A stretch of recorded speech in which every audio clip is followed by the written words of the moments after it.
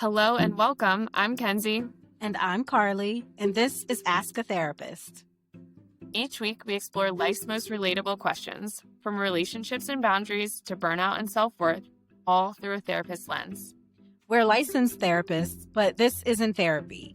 It's a place for insight, reflection, and a little humor along the way. Your questions, our insights. Ask a Therapist. This podcast is intended for entertainment and educational purposes only. The content shared should not be considered a substitute for professional mental health care, diagnosis, or treatment. We strongly encourage listeners to seek help from a licensed mental health professional for any personal or psychological concerns. Any advice or commentary offered is based solely on the information provided. As such, we cannot guarantee any specific outcomes, and the feedback given should not be interpreted as professional mental health advice. If you are experiencing a mental health crisis, please call 911, 988, or 211. Hi, everybody. Welcome back to Ask a Therapist. This is episode 23.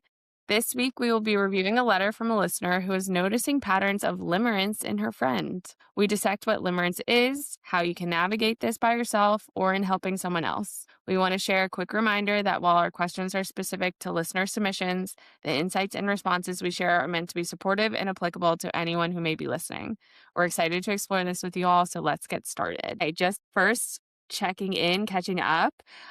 One, Carli, how are you? Two, I feel like we should check in and catch up this week. You have such beautiful artwork behind you, and I know the story about this artwork, but I think that it would be so fun for our listeners to hear a little bit about this too. And for anybody who's listening and can't actually see, Carli has these canvases up behind her. There's like pink and blue and like the prettiest colors and all of these things. And so, Carli, you obviously can share a little bit more, but would love to. Thank you for asking. I am well today, and my artwork in the background, it's kind of become a bit of a staple. So you will notice that I change it out every so often, not every week or anything. But my daughter is quite the artist. She loves to paint. She's actually had 2 of her own art shows where she has sold her artwork. And I mean, honestly, I'm very impressed because I did not have the courage at her age to really create anything and put it out there to be sold. But she, enjoys doing art. It has become somewhat of a passion or something she likes to do for fun. She's done a little bit of training in it, but I think she really just likes to be free with it and kind of come up with whatever comes to mind. And so these are 2 pieces that she's come up with. And if you notice any artwork in the background that I've had in the past, it most likely is her artwork as well. And the majority of them, I believe, are for sale. Some of them are mine, and I will not be selling them. But I do believe these 2 are for sale. So if someone's interested, please let me know. And thank you for asking. No, I love it. I've got 2 original art pieces myself. I think that it's just the sweetest, coolest idea. Can you tell people a little bit about the art shows too? Because it's just so cool that she does this and that you guys also support her in this. I just think it's such a cool idea for other parents too. So can you share a little bit more? Yeah, I can. I mean, it was an intentional effort on our part. And I will be honest, I mean, we only have 1 child. And so she does get a lot of attention and, a lot of focus. But, it was something that she showed interest in. And it was actually the idea of one of my husband's aunts. She has a space. Another plug, Haley Madison Tea Company. She hosts events there. And so she had the idea to host an event where my daughter could showcase her artwork.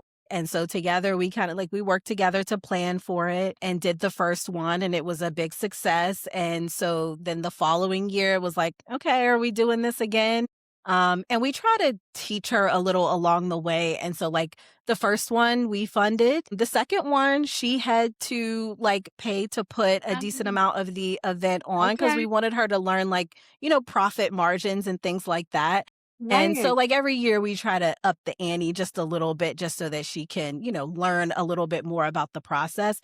But the goal is to invest in her and show her that we care about the things that she's passionate about, but also just to give her the confidence that just like our last episode where we're talking about building up skill sets and different ways to build a career, really it's important to me that she not feel stuck or pigeonholed as if she can only do one thing or only holds value in one space. So as she finds things that she enjoys, like tennis or art or whatever it is. My goal is to, teach her a way to be able to like develop that skill and then be able to use it so that she never has to feel stuck in any particular thing. So that's the Yeah. intention behind it. Oh, no, I love that. I feel like it's just such a cool idea and something that I was so impressed by when I first heard about this was like the pamphlet that was made and like all of the artwork. And it was kind of like, okay, here's what this is priced. And this is like everything was like categorized, like chronicled. Like it's such a cool lesson in like actually putting something together and all the work that goes into it and how you display it and things like that. So very cool idea and beautiful artwork. And so, I think that is just such a cool thing. So kudos to your daughter. Very fun. Thank you. Thank you. Thank you. Yeah. Well, we have another great episode this week. I'm excited to get into it. I will kind of jump into the question.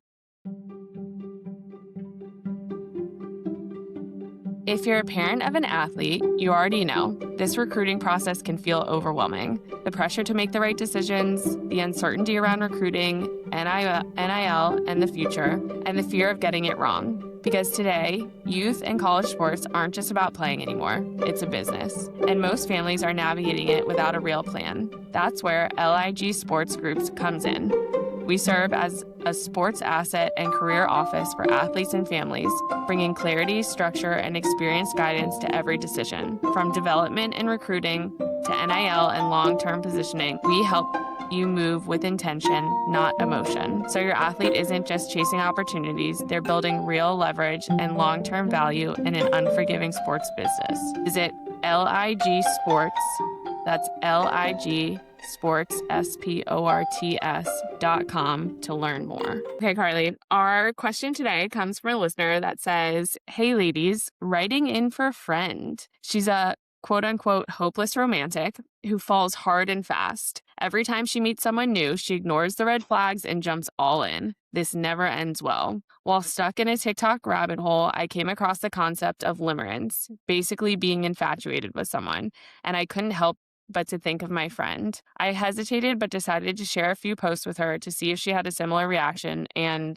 radio silence. The next day, she texted me asking if I think she becomes obsessed when dating. I wasn't sure how to respond, but I ended up telling her that I get worried that she gets her hopes up too quickly and sometimes misses the signs that the relationship might not be the healthiest. She responded that she appreciates my concern, but doesn't see her optimism as a problem. She said she's not naive or in denial. She just chooses to see the best in people and not run away the first time they do or say something she dislikes. She says she refuses to let a few bad dates make her cynical about love. It was awkward for a bit, but we managed to move on. Fast forward a few months, and the cycle continues. My friend recently met a guy on vacation, and she's already romanticizing the idea of a future with him despite thousands of miles of distance between them. I can't tell if he's equally into her, but she's preoccupied with checking her phone, sacrifices her sleep to talk to him when he's available, and has even toyed with the idea of moving so they can be closer. Now I feel like I'm in the twilight zone. I don't want to upset her by bringing it up again, but everything in me is screaming, limerence. My question is, how do you distinguish between limerence and optimism? And what's the best way to bring this to someone's attention without them feeling judged or getting defensive? Thanks, love the show. Okay, wait, before I take it to you, Carli, can I just say that at the end they said, thanks, love the show. And that was such like a pinch me moment of like, that's so sweet. I'm so happy you love the show. Like, we have listeners and people who are tuning in. So thank you. That's so fun to hear. Love that you love it. And we love having you as a listener. Okay, so not to go down a tangent, but I do listen to a lot of podcasts, and there are some that like have listener letters of some sort, and they will sometimes skip like the more positive things like, hey, love the show, love you guys, whatever. I'm not there yet. So if you say you love us, we're reading it, just letting you know. Maybe if it becomes excessive, then we'll back off. But no, I'm with you. It's kind of like, yeah, someone likes it. Yes, thank you. But that being said, this was one that hit me in a way because I feel like as a therapist, this is something that I see a lot. Like just the concept of being able to see a pattern that maybe someone else doesn't see and trying to figure out, okay, how do I broach this topic and not come off judgmental, but like help reflect what I'm seeing. And so to me, the first thought was, well, yeah, it's always easier to see a pattern from the outside looking in than it is when you're the one like sitting in the seat. And it also was very interesting to me. Like, we don't always get a letter about someone else where we get to hear the interaction between the person writing it and the person that it's about. So, we might have made a lot of assumptions about how this friend views it without her perspective being included. But the fact Yeah. that we got to hear kind of her counter to this frame being offered to her, I think is actually helpful because it gives us a little bit more to work with. So those were Yeah. my initial thoughts. Yeah, that's a good point. I am really excited to kind of like get into this, dig into it a little bit more.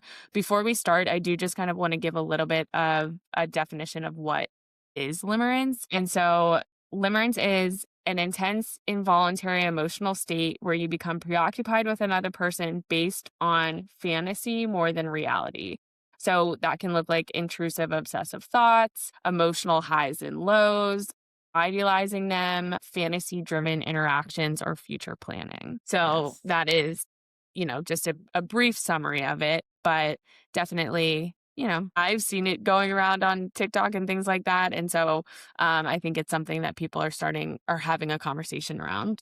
Yeah, well, I appreciate the definition. I was not familiar with this term until a client actually brought it to my attention, which made me then go like look Mhm. into it a little bit more because when and I think the listener even says this, like basically being infatuated. I think that's what I would have referred to it as, is like Right. the infatuation stage when you meet someone new and you're just like so smitten by them and so excited about the future and they can almost do no wrong. See a little something that you don't like, it's like, that's not a big deal. We can work through it. But, you're just really maybe green about the idea of the relationship and what it could be. But I mean, to the point of the definition, it's not necessarily based in the reality of what is. It's more of the what if and the fantasy of how it could play out. And it does sometimes make the person a little blind to the reality of what is happening. Yeah. So there's like this preoccupation, almost like obsession with the relationship. Sometimes Yeah. there's like reading into things more than is displayed in like the words. Like you might read a message and it's like, oh, can't you see they're like so into me? And that's like, they just said good morning. Yeah. But they were thinking of me when they first woke up. It's like Sure. you Sure. start to kind of build your own narrative around what this means, which isn't always based in reality. Yeah. Yeah. And something that I struggled with a little bit in this letter is like there's clearly two different perspectives or like realities of what is happening going on here, where the friend is kind of like, I don't think it's a bad thing to be optimistic. Like I'm excited about these relationships. And the friend is kind of like, well, I'm not just seeing optimism. I'm seeing like full like getting ahead of yourself, like kind of sacrificing sleep and being like, I'm going to move there after just starting talking to somebody. So there's two different perspectives of reality of what's happening here.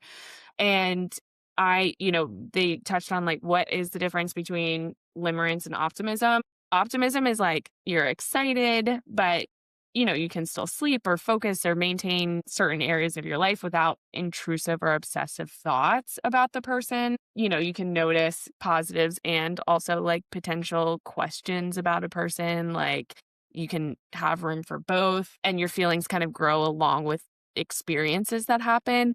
And limerence is a little bit more of intrusive or uncontrollable thoughts, prioritizing that person over your sleep, over routines, over your well-being, over other relationships that you have, kind of creating a relationship in your mind that doesn't exactly match what is actually happening in reality. Yeah, there's some more that kind of goes along with that. But what were your thoughts around the difference between optimism and limerence? Yeah, I think it's a great question because the same behaviors can be labeled as both, but I think it's like we have to kind of break down a little bit of what's happening. First, in terms of why your attempt didn't land, it sounds like the friend took it as like your way of being in relationships or your way of loving and being open to love is a problem. And to the distinctions that you're making between optimism and limerence, I don't think optimism optimism is the problem. Being open-minded to the possibility that things can work out well, being hopeful about that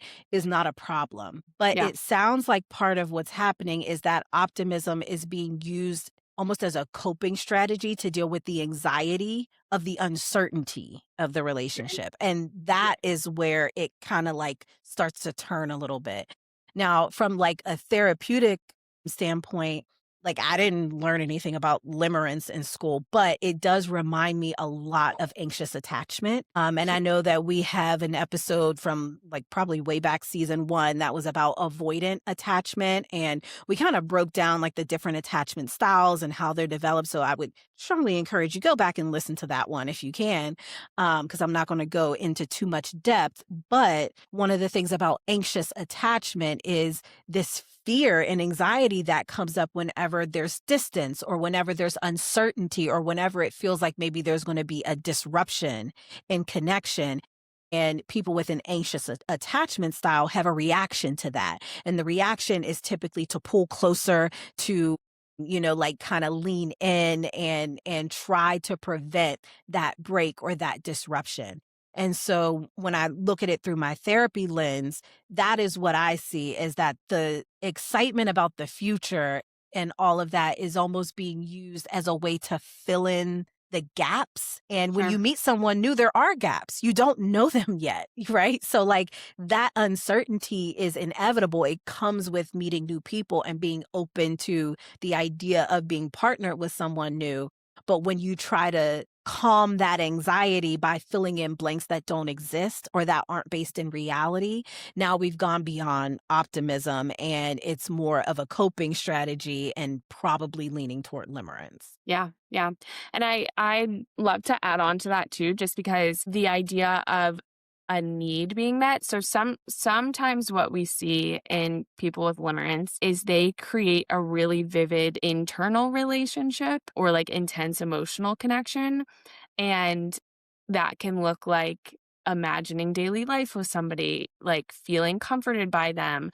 And in that moment, it can feel really soothing, but it is meeting a relational need. When you start, like when limerence comes up for somebody, it can feel really nice. It can feel really like this daydreaming or this idea of this person feels like it's offering me some companionship, some control, even a way to experience love without the risk of rejection. But it also it often creates a pattern of hurt and disappointment. Some people who experience limerence, it's not even with like somebody that they might be talking to or somebody that they might be dating. It might be with some like an idea of a person. Like, oh, I really feel like this person could be this like wonderful companion for me. And they start to build it up in their mind. And the thing about our brains is we have a really hard time distinguishing between like this imagined reality, this thing, like we have a strong emotional connection to our thoughts and our feelings, even if that actual reality hasn't happened. So the envisioning of what a life could look like with somebody, or spending a Sunday afternoon like on the couch with them, like that comes with a strong emotional connection that the reality of it actually isn't there and you have to come face to face with it. It feels like an intense hurt because the emotion connected to that idea was so strong. And so that's where kind of the like highs and lows of the experience of limerence comes in. When something doesn't work out, you're grieving all of the anticipation, all of those things that you felt like could have been in a really real way. And so, that is just something to keep in mind too. Like if you're unsure, like, am I just optimistic or is this limerence? Like if you feel the weight of the disappointment, it's going to feel really strong. It's going to feel really heavy. And you're going to start to question, like, why do I keep getting into these patterns of feeling like on cloud nine and then like absolutely devastated when maybe we were just in these talking phases, or maybe I didn't even really know this person. That's a little bit of a distinction as well.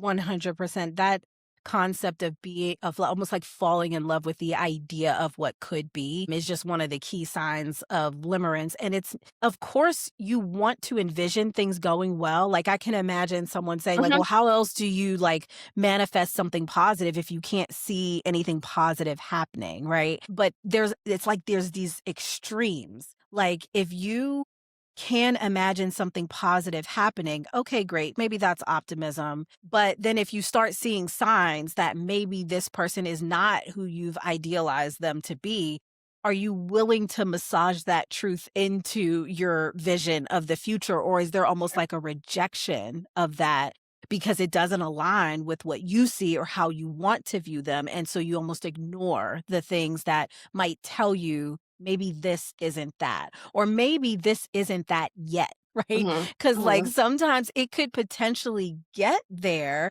but if you're already at the step of imagining you all raising children together and living together and all these things, and it's like week 2 or 3, you've skipped a few steps in the process.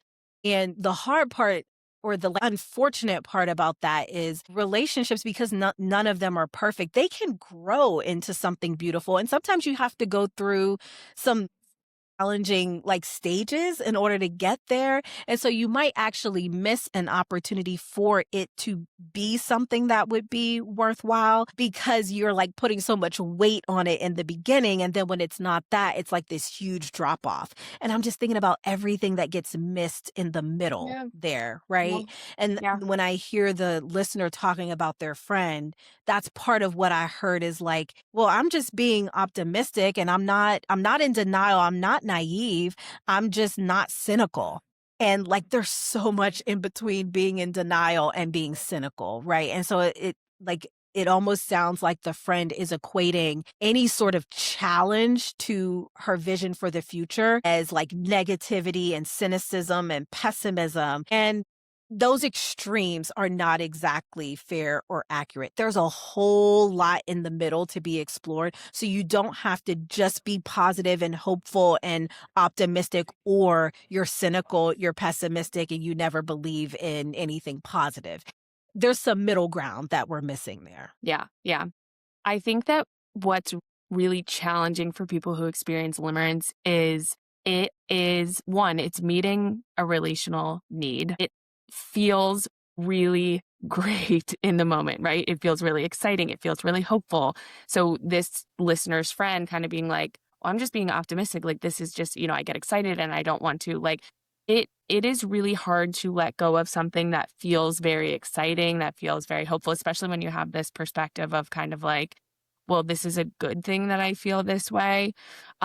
It's not hurting anybody. A lot of times it's often just kind of like in your mind, it's something that you're daydreaming about and going through. And so it is something difficult to let go of. But I think that again, like it's a difficult pattern where there's, you feel the intensity of the loss. You also might start to feel, to your point, Carly, like you might start to feel very anxious where you're like, well, I want to bring this person up all the time, or I want to talk about this person all the time. Like it might start to feel like it's a little bit more outside of your control. And so you have to be really honest with yourself about it. Some things that I wrote down for somebody that is experiencing limerence, like there are some steps that you can take to be able to acknowledge it and to be able to have a different experience of it. One, like noticing it. When does it happen? How do you usually feel? Like what are you usually drawn to in this fantasy? Like just noticing. So when you start to notice that you're fantasizing about somebody, thinking about somebody, like when is it happening? Name what it's giving you. It's giving you a feeling of happiness. It's giving you a feeling of companionship. It's giving you a feeling of not feeling so alone in that moment. 3, trying to gradually interrupt. Like, don't try to eliminate it right away. That probably won't work. But like, can you bring yourself back to reality a little bit sooner? Can you interrupt that fantasy a little bit quicker?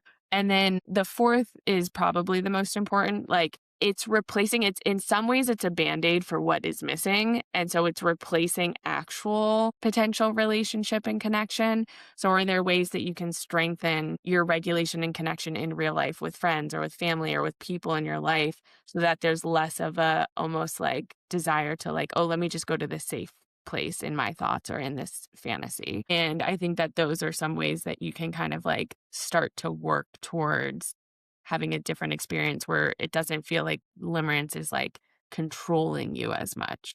Yeah, that I mean, what I'm hearing in that, or a little bit of what I'm hearing is like it's hard to judge just based on your intention. Like if the friend is only looking at what her intention is, which is to be optimistic and positive, you might miss the fact that there's a problematic piece here. But when you Yeah. start to look at some of the behaviors and start to really assess, like, how does this make me feel?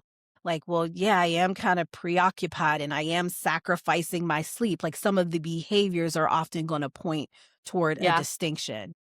Yeah. I want us to take a moment though and respond also to the question about, like, how do you bring this up without someone becoming defensive?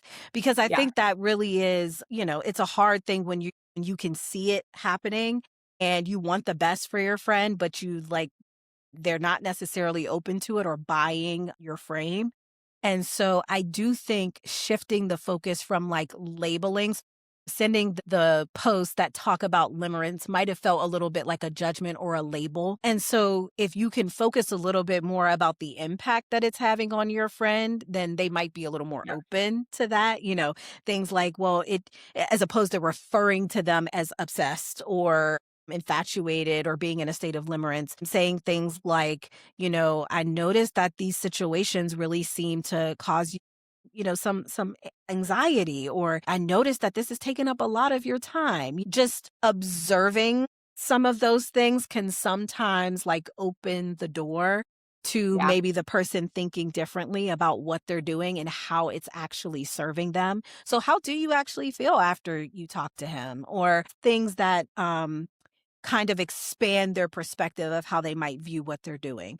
I also think questions that like help to lead toward self-awareness. And so do you feel like you're getting to know him or just the idea of him? Just being Yeah. curious with the person so that they can reflect on, well, actually, like, he doesn't really talk a lot about himself, but that's okay. I just fill in the blanks and I talk about myself. Like, well, it may be hard to notice that if no one's asking the question. So I think like being gentle in your approach, this is a huge thing in therapy. Like sometimes we can see stuff right away. I don't know if you've experienced this, Kenzie, but some patterns I notice within the first few sessions. But if you don't take the time to like understand the other person's perspective on it, then they just feel judged. They feel like you're writing them off and you're kind of reading them without knowing the whole story. And so there can be some pushback, even if what you're saying is accurate. And I know this from the other side too. I'm sure my therapist clocked some things about me, session one or two, but like I needed time to get there. So I don't, you're not unique in that. Like I think that's a common thing. But like kind of slowing down a little bit, expressing your care and concern for the friend, noticing the impact and asking questions that help to, bring out a little more self-awareness, I think are better ways to approach it. Yes, I think that you are spot on with that. Like you said earlier in the episode, it's so much easier for us to notice patterns in other people. And so instead of saying like, hey, you're doing this, or like sending, I think that the sending of the TikToks came from a good place. And it probably was like, well, I don't really know how to like bring this up to this person. Let me just send it and like see how they respond to it. But I can see how they would have felt embarrassed, or there would have been some sense of defensiveness around it. And so to your point, instead of trying to label, just trying to reflect back to them what you're seeing in a gentle and kind way of like, I love how excited you are. Like, do you feel like this is adding to your piece? Do you feel like it's taking away from it? Or, hey, I'm noticing that you are like not hanging out with us so that you can FaceTime this person, or you're like not getting a lot of sleep because you're so excited to talk to this person. Does this feel like, do you feel comfortable with this? So I liked your questions and how you frame them of reflecting the behaviors and not like telling the person what they're doing, but essentially helping them see their patterns and how it might not be just optimism or excitement. It might be something a little bit more that doesn't match the level of where the relationship is at this point. Yep, you can always invite someone to be aware, but ultimately people do have to recognize patterns for themselves in order to really have change happen. And so, the goal is not necessarily to convince the friend to adopt your frame. The goal is to get the friend to at least look at their own frame and be Yeah. willing to challenge it a little bit. And maybe they land somewhere close to how you're seeing it. Maybe they don't, but like that's the goal, is the self-reflection and the ability to like encourage them to look at this pattern differently. And truly that can expand your friend's definition of optimism, because maybe optimism is being hopeful that regardless of how things go, you're going to be okay. You're always going to have love in your life. You're going to be positive. Like, that's a form of optimism as well. And so even if you can just get the friend to expand their definition of what optimism could look like, that's a Sure. step in that direction, right? So you don't Yeah. have to fix it for them, and it's not your responsibility to make them change, but you can, in a gentle way, encourage them to self-reflect and maybe open their awareness just a little bit. Yeah, I love it. I hope that this was helpful. I think it's a really good topic and would love to hear other people's thoughts on this as well. Yes, for sure. If you'd like to hear our thoughts on a topic that matters to you, email your question to info@askatherapistpod.com. We'd also like to hear your thoughts on today's topic. What resonated, what didn't, and what did we miss? If you have advice for our listener, please share it. You may just hear your feedback on a future episode. Follow us on Instagram and TikTok at askatherapist_pod.